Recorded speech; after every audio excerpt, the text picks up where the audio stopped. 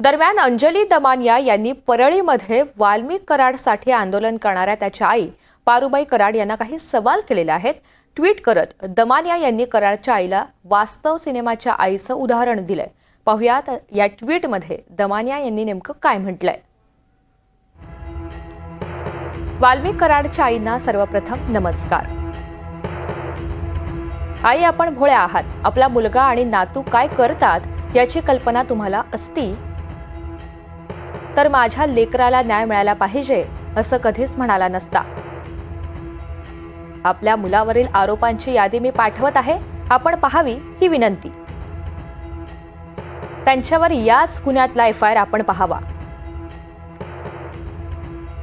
त्यांनी काही प्रश्न उपस्थित केलेत. आपल्या मुलाकडे इतक्या गाड्या कुठून आल्या हा प्रश्न आपल्याला पडला नाही का? आपल्या नातवाकडे बंदूक कशासाठी आहे हा प्रश्न आपल्याला पडला नाही का? आपला मुलगा काय उद्योग करतो हा प्रश्न आपल्याला पडला नाही का? संतोष देशमुख यांच्या क्रूर हत्येनंतर त्यांच्या पत्नीनं वाल्मिक कराड यांचं नाव घेतलं, ते चुकीचं आहे का? अवादा कंपनीच्या लोकांनी केलेला FIR खोटा आहे का? गोट्या गित्तेसारखी माणसं सद्गृहस्थ आहेत का? एक आई म्हणून आपल्या मुलाबद्दल प्रेम असणं योग्य आहे, पण डोळ्यावर पट्टी बांधून चालणार नाही. त्यामागचं वास्तव आपण बघा ही विनंती.